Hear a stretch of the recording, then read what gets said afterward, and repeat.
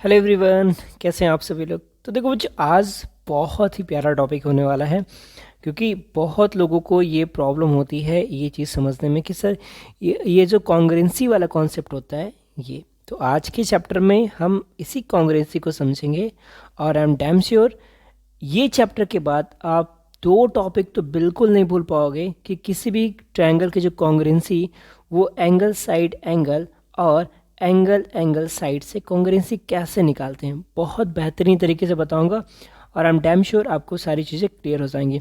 तो चलिए वीडियो को स्टार्ट करते हैं। और लेकिन वीडियो को स्टार्ट करने से पहले यहाँ पे एक छोटा सा बेल आइकन होगा, उसे आप प्रेस कर दीजिएगा। और अभी तक चैनल को सब्सक्राइब नहीं किया तो बच्चों जल्दी से जाइए चैनल को सब्सक्राइब कीजिए। चलिए स्टार्ट करते हैं आज के टॉपिक को। तो फर्स्ट टॉपिक हमारा क्या है, हम पहले टॉपिक पे डिस्कस करेंगे जो है हमारा SAS रूल, जिसको हम एंगल साइड एंगल रूल भी कहते हैं। तीनों रूल पढ़ेंगे बड़े आराम से। पहला जो हमारा एंगल साइड एंगल रूल है उसको देखेंगे, फिर साइड साइड साइड रूल है उसे देखेंगे, और उसके बाद फिर हमारा एंगल एंगल साइड रूल है उसे भी देखेंगे। तो सारे रूल को हम यहाँ पे देखेंगे कंटिन्यूसली। तो चलिए पहले हम बात कर लेते हैं आज के फर्स्ट टॉपिक पे जो है हमारा क्या, एंगल साइड एंगल रूल। बहुत अच्छा PPT बनाया है, शायद आपको बहुत अच्छा लगेगा। देखिए पहली बात, एक कोई भी ट्रायंगल हो जाएगा, जैसे मेरे पास ये ट्रायंगल है, इसकी डिफिनीशन बता दूं कि if two angles are in the and including side of a triangle are congruent, if two angle and the including side of another triangle then the triangles are congruent. मतलब ये कह रहे हैं कि अगर किसी ट्रायंगल के दो एंगल, किसी ट्रायंगल के दो एंगल, जैसे हमारे ट्रायंगल है, मैं इसको और जूम करके आपको दिखाता हूँ। देखिए ये हमारा दो ट्रायंगल है, ये ABC, एक ट्रायंगल है आपका ABC, दूसरा आपका ट्रायंगल DEF। तो दोनों ट्रायंगल में क्या हो रहा है, ये जो ट्रायंगल एंगल A है वो एंगल D के इक्वल है, ठीक, और ये जो एंगल C है वो एंगल F के इक्वल है, और इनके बीच में ये देखिए ये साइड इस साइड के इक्वल हो गया। तो अब हम कह सकते हैं कि हमारा जो ट्रायंगल ABC है, ट्रायंगल ABC है वो कॉन्ग्रुएंट होगा ट्रायंगल DEF के। ठीक है, किसके होगा, DEF के। दोनों क्या हो जाएंगे, कॉन्ग्रुएंट हो जाएंगे। कैसे, एंगल साइड एंगल से। इसमें एक चीज़ का बहुत ज़्यादा ध्यान रखना होता है ये कि जैसे ये एंगल था, ये साइड था और ये एंगल हुआ, तो यहाँ पे ये एंगल था, ये एंगल था और बीच में साइड हुआ। यानी कंटिन्यूसली जो चलता है, लगातार चलने वाली बात होती है कि पहले एंगल आया, फिर साइड आया, फिर एंगल आया। तो ये चलते रहना चाहिए, ये ब्रेकडाउन नहीं होना चाहिए। जैसे ब्रेकडाउन मतलब कैसे, समझिएगा बात। मतलब ये कि ये एंगल इसके एंगल के इक्वल हो जाए, फिर ये एंगल इस एंगल के इक्वल हो जाए, और उसके बाद ये साइड इस साइड के इक्वल हो जाए। इस केस में ये कॉन्ग्रुएंट नहीं रहेंगे, इस चीज़ को याद रखिएगा। ठीक, तो आई होप ये चीज़ समझ में आया होगा। चलिए आगे बढ़ते हैं। तो यहाँ पे हमने देख लिया कि ये दोनों, यहाँ पे देखिए चीज़ें वही सारी चीज़ें लिखी हुई हैं जो मैंने अभी आपको समझाया कि एंगल A जो है एंगल D के इक्वल हो गया, AC जो है DEF के इक्वल हो गया, और C जो है F के इक्वल हो गया। तो इसीलिए एंगल ABC क्या हो गया, कॉन्ग्रुएंट हो गया DEF के। ठीक है, चलिए आगे देखिए।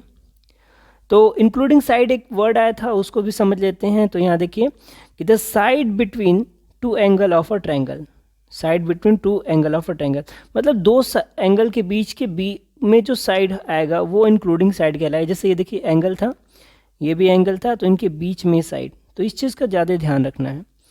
यहाँ पे देखते हैं क्वेश्चन दिया हुआ है, कह रहा है which of the following triangles are congruent by angle side angle property से।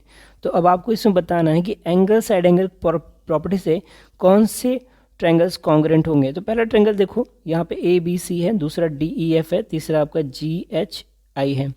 तो यहाँ पे देखा जाए सर ये साइड कितना 70, ये साइड है 70। अब देखो यहाँ पे एंगल A जो है एंगल E के इक्वल हो रहा है, और एंगल F ये C जो है एंगल E के, यानी दो एंगल तो हैं, लेकिन इनके बीच में जो एंगल है, देखिए बीच में जो साइड है यहाँ पे 70 है और ये 70 है, मतलब ये दोनों कॉन्ग्रुएंट नहीं हो सकते। अब दूसरा देखते हैं। तो यहाँ पे देखिए I आपका 51 है। अच्छा, अब देखो ये 51 हो गया, ये आपका 67 हो गया। तो नॉर्मल सी बात है, एक ट्रायंगल के तीनों एंगल का सम कितना होता है 180। तो यहाँ से अगर हम 180 से माइनस है कितना, इन दोनों को ऐड कर दो तो 718 हो गया। और 6 5 और 6 कितना हो गया 11, माइनस करेंगे तो 2 आ जाएगा और ये 8 7 में से बन जाएगा तो 662, मतलब ये कितना आ गया आपका 62 आ गया। ठीक है, तो अब देखिए ज़रा सा, तो यहाँ पे ये एंगल 62, ये एंगल 62 के इक्वल हो गया, ये 67, ये 67 के इक्वल हो गया। तो अभी भी आप देख सकते हो यहाँ पे थोड़ी सी चीज़ें अलग हो रही हैं। तो यहाँ से क्या हो जाए, देखो etch triangle has a side length of 17, those will be the including side. Okay, first find the missing adjacent angle measure. तो एक मिसिंग एडजेसेंट एंगल मेज़र करें तो देखिए मैं यहाँ पे दिखा देता हूँ। जैसा कि अभी मैंने दिखाया कि एंगल डी हमारा कितना आ गया 51 आ गया, और एंगल जी हमारा कितना आ गया था 62। यहाँ पे आप देख सकते हो, यहाँ पे हमने निकाला था आपको दिखा के ना, बिल्कुल उसी तरह से। तो यहाँ पे देखिए क्या हो गया, अब यहाँ पे इसका सोल्यूशन है। अब देख सकते हो यहाँ पे ये हो गया 51, जैसा यहाँ पे देखिए 51 दिया था, ये 51, ये भी 51 हो गया। अब ये आपका 62, ये वाला, ये भी आपका 62, और उनके बीच का जो एडजेसेंट साइड हो गया वो क्या हो गया 17 17। तो ये दोनों क्या हो गया ट्रायंगल कॉन्ग्रेंट हो गए, न कि ये वाला ट्रायंगल। ठीक है, बात समझ में आई? तो आई थिंक ये चीज़ समझ में आ गया होगा। अब यहाँ पे कुछ एक्स्ट्रा नॉलेज देखते हैं। कह रहा है even without knowing the exact measure of the angle and the side we can prove that these triangles are congruent, यानी बिना कुछ किसी चीज़ को पता किए। देखो क्या है यहाँ पे, यहाँ एक हमारा क्वाड्रिलेटरल है, क्वाड्रिलेटरल क्या PSRQ, एक क्वाड्रिलेटरल है। तो हमने एक डायगोनल ड्रॉ कर दिया, एक डायगोनल को क्या कैसे ड्रॉ कर दिया। अब ये जब डायगोनल ड्रॉ हुआ ना, तो आप देख सकते हो हमें पास दो ट्रायंगल हो गए, एक ये है ना, ट्रायंगल 1 और ट्रायंगल 2, दो ट्रायंगल्स हो गए। अब यहाँ पे हमें पता है ये जो QR है वो PS के क्या है पैरेलल है। यहाँ देखिए QR पैरेलल PS, ठीक। तो क्यों, क्योंकि हमें पता है होता है कि PS and QS are the parallel lines and QS are the transversal. अब QS ट्रांसवर्सल है तो आपको याद होना चाहिए कि अगर दो पैरेलल लाइन को कोई ट्रांसवर्सल इंटरसेक्ट करता है तो कुछ प्रॉपर्टी होती है। जैसे एक प्रॉपर्टी तो आपकी ये होती है, मैं थोड़ा सा कलर चेंज करके आपको समझा देता हूँ। एक प्रॉपर्टी होती है अगर ये Z बनाए, क्या बनाए Z, तो ये जो एंगल है इस एंगल के इक्वल हो जाता है, जिसको क्या बोलते हैं हम अल्टरनेट एंगल बोलते हैं। और एक दूसरी प्रॉपर्टी होती है उसको भी मैं बताता हूँ। जैसे अगर ये F बनाए, F चाहे ऐसे बनाए तो ये एंगल इस एंगल के इक्वल हो जाता है, जिसको हम बोलते हैं करिस्पॉन्डिंग एंगल। तो दो चीज़ याद रखिएगा, एक F याद रखिएगा उल्टा और सीधा, ऐसे वाला भी F और ये वाला भी F, और दूसरा आप एक N याद रखिएगा, एक Z याद रखिएगा। ठीक है, ये जो होते हैं ये वाले दोनों, इसे हम अल्टरनेट एंगल बोलते हैं, अल्टरनेट एंगल। और ये जो हमारे होते हैं इसको हम बोलते हैं करिस्पॉन्डिंग एंगल, करिस्पॉन्डिंग एंगल बोलते हैं। ठीक है, आगे बढ़िए। तो देखते हैं यहाँ पे, अब देख सकते हैं आप तो क्या हो रहा है। बिल्कुल ये देखिए मैंने थोड़ा सा उस लाइन का, ये दो लाइन थी, मैंने क्या किया इसको थोड़ा एक्सटेंड कर दिया और ये ट्रांसवर्सल हमने ले आया। अब ये जब ट्रांसवर्सल आया तो आप देख सकते हो ये क्या हो रहा है, ये ऐसे आ रहा है, ऐसे आ रहा है और ऐसे जा रहा है। मतलब क्या सर, हम बताते हैं, बिल्कुल मतलब इसका बताते हैं, थोड़ा सा पेन के कलर चेंज कर लिया। मतलब ये जो एंगल होगा इस एंगल के इक्वल हो जाएगा। ठीक, अब देखिए ये एंगल इस एंगल के, और हमें पता है पैरेललोग्राम के जो अपोजिट एंगल्स होते हैं वो इक्वल होते हैं। मतलब ये जो एंगल है वो इसके इक्वल हो गया, देखिए 2A हो गया, और ये दोनों ऑलरेडी पैरेलल हैं तो पैरेलल होंगे तो इक्वल भी होंगे। और ये कह भी सकते हैं सर ये कॉमन साइड भी हो गया। ठीक, कॉमन साइड देखिए ये एंगल इस एंगल के इक्वल है। ठीक, तो नॉर्मल सी बात है ये जो एंगल होगा वो इस एंगल के इक्वल होगा। तो एंगल और बीच वाला साइड बिल्कुल कॉन्ग्रेंसी हमारी हो गई यहाँ पे प्रूफ। ठीक है, तो बस इसी से हम इसको कॉन्ग्रेंस प्रूफ कर सकते हैं। देखिए यहाँ पे वही चीज़ बता रहे हैं कि ये जो एंगल है वो इस एंगल के इक्वल हो जाएगा। ठीक, तो यहाँ से हमारी कॉन्ग्रेंसी क्या हो गई, प्रूफ हो गई। तो by angle side angle congruence position, तो एंगल और ट्रायंगल PQS जो है वो ट्रायंगल RSQ के क्या हो जाएगा, कॉन्ग्रेंट हो जाएगा। इतनी बात समझ में आई? तो अगर समझ में आए तो बिल्कुल इसकी तरह खुश हो जाइए और नीचे एक इसी जैसा इमोजी मुझे सेंड कीजिए, देखना चाहता हूँ आप लोगों को समझ में आया कि नहीं आया। दूसरी एंगल साइड कॉन्ग्रेंसी के बारे में बात कर लेते हैं। देखो क्या है इसमें, एंगल साइड कॉन्ग्रेंसी क्या होता है, कह रहा है if two angles and non-collinear side of one triangle are congruent to two angles and the corresponding non-collinear side of another triangle, then the triangles are congruent.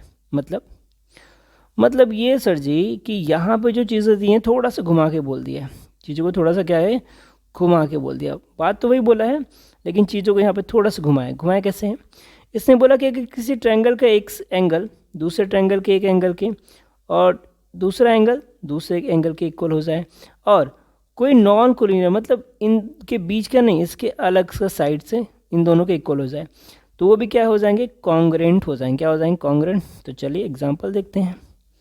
अब जैसे यहाँ देखिए आपके पास एक ट्रायंगल है, prove that triangle A B C congruent to triangle D F ई।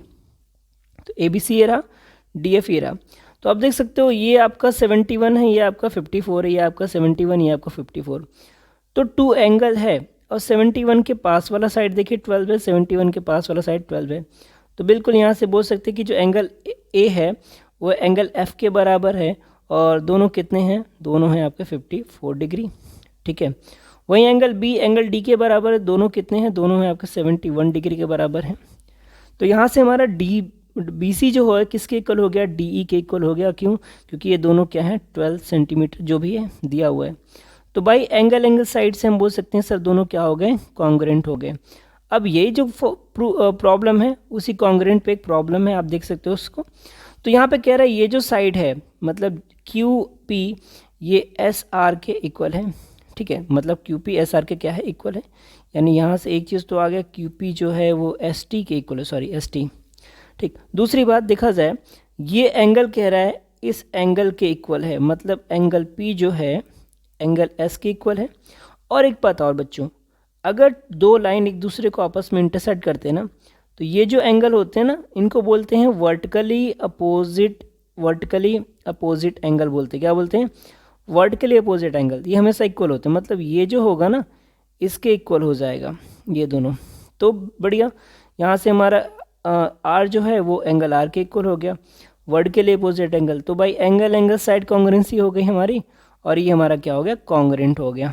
बोलो बात समझ में आई कि नहीं आई? ठीक है। तो अभी बस आज के लिए बस इतना ही, ज़्यादा वीडियो को लंबी नहीं करेंगे। तो दो थ्योरम हमने देख लिया। अब नेक्स्ट जो वीडियो आएगा दोस्तों उसमें हम बात करेंगे RHS रूल से। ठीक है, कि RHS से कैसे कॉन्ग्रेंसी होती है। तो बच्चों अगर वीडियो अच्छी लगी तो बिल्कुल यार दिल खोल के वीडियो को लाइक कीजिए और ज़्यादा से ज़्यादा लोगों तक वीडियो को पहुंचाइए, जितना अधिक से अधिक उस वीडियो को शेयर कीजिए। और ऐसी वीडियो के लिए आप नीचे कमेंट कीजिएगा कि अगर आपको वीडियो अच्छी लगी, कुछ और जो टॉपिक आपको पढ़ना हो बेशक आप वो मुझे टॉपिक नाम लिख के नीचे दे दीजिएगा, मैं उस टॉपिक पे वीडियो आपके लिए बना दूंगा। ठीक है दोस्तों, चलिए बस आज के लिए इतना ही।